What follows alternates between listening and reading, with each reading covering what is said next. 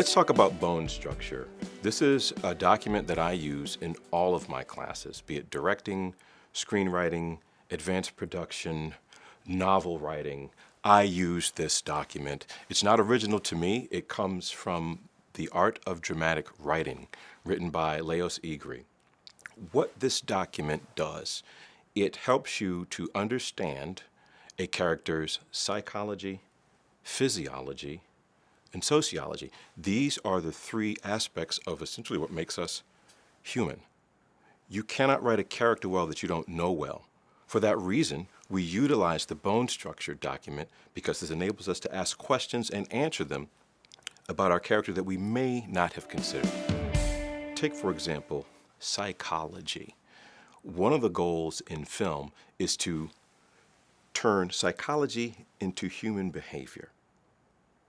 So what does that mean? The activities of the mind, those things that motivate you on the inside that we cannot see. We as content creators, we turn those into action and behavior so that we can in fact see how someone reacts, who they love, what the conflict is, where their frustrations are, what they want to achieve in life. So with psychology, we're engaging the activities of the mind of our characters. Physiology. Imagine for a moment how much your physical body impacts not only who you are, but how you experience life and interact with other human beings. What if I had a huge growth on the side of my face, and it's 2 or 3 shades darker than my skin? Would it be unusual for me to walk into a room, and even in a recording like this, to favor this side of my face? Or to not walk as confidently or assertively because of what I have going on with my body physically? So that's one example of how physiology impacts character. Now let's take sociology, setting, environment, those things outside of you. How does that impact the character? These 3 categories allow us to know who it is that we are writing about. Why is this important? Well, it's absolutely important because the relationship that audiences have with story, not just film, but story in general, the reader, the viewer, they make a contract with that content creator. They're going to willingly suspend their disbelief for the duration of your book, for the duration of your movie. Okay, no, it's not lights. No, those are not actors. Those are real people that I live vicariously through. So it's extraordinarily important that we create characters that are at once believable, but also sympathetic. Because if we're making an emotional investment in a character, this has to be someone that we like and that we want to win. The beauty of characters that we emotionally invest in and that we want to win is that story enables us to empathize with people who may be different from us. And because the United States is still largely segregated, many of us interact with people who are different through media.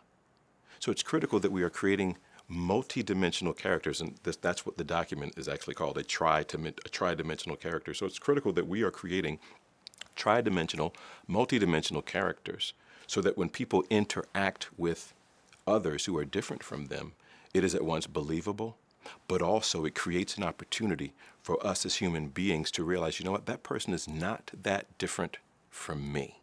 Here's something else that I want to point out. We often hear people talking about, this story is universal.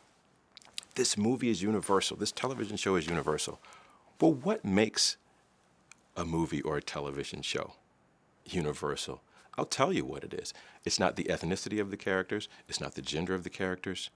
It is those primal human emotions that we all have and that we all grapple with. Things like survival, love. These are things that we all understand. So when we're crafting these tri-dimensional, multi-dimensional characters that audiences want to emotionally invest in, we're creating an opportunity for community through the art, but also better human interaction between individuals. Allow me to introduce you to a character, the protagonist of my most recent film, Ungabani, Who Are You? His name is Robert. And what's beautiful about this character is that at each step of the process, we're learning new things about Robert. When we first meet Robert, he's coming into a store with his buddy. Robert has long dreadlocks. He's African American. He has a necktie or a neck tattoo. And when he comes into the store, many people think that he's going to be dangerous, trouble, or a threat.